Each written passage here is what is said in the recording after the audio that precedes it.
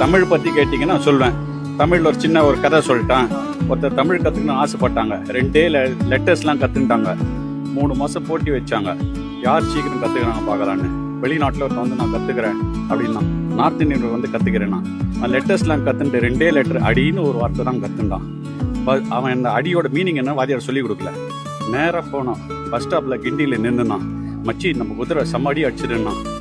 அடியா அப்படின்னா என்னன்னா உடனே லாபம்னு சொன்னான். உடனே பக்கத்தில் ஒரு ஆள் மச்சி பயங்கர அடி பாயினா. என்னடாண்ணா நஷ்டம்டா, குதிரை பணம் கட்டினேன் மொத்தம் காலிடா, பயங்கர அடி வாங்கிட்டான்டாண்ணா.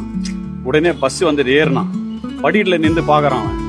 ஐயோ சர்தார்ஜி கொஞ்சம் குனின்றான். என்ன ஏன்னா 2வது அடி திருக்குறள் என்னன்னு தெரியலன்றான். அடின்னு கேட்டான். உடனே லைனு, செகண்ட் லைனு. உடனே பஸ் கண்டக்டர் சொல்றாரு, ஏன் ஃபுட்பாலில் நிற்கிறீங்க, ஒரு அடி முன்னாடி வாங்கண்ணா. அப்போ அடின்னா என்ன ஃப்ரண்ட்டுன்னு அர்த்தம். உடனே வாத்தியார் வீட்டுக்கு போறாரு தங்கநல்லூர்ல. அப்போ வாங்க வாங்க வாங்க அப்படின்னு சொல்லி வலது அடியை வச்சு வாங்கன்றாங்க. அப்போ ஃபுட்டு, நம்ம ஃபுட்டு இருக்கு இல்லையா வலது கால், அதுக்கு அப்படின்றாரு.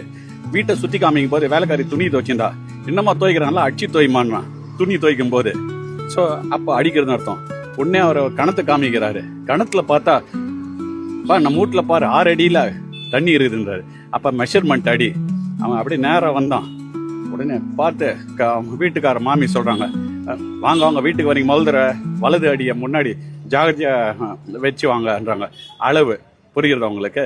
ஸோ அவன் யோசித்து பார்த்தான். 2 லெட்டர் அடிக்கு இவ்வளோ மீனிங் இருக்கும்போது தமிழ்ன்றது hats off to your language அப்படின்னா தமிழ் தான்.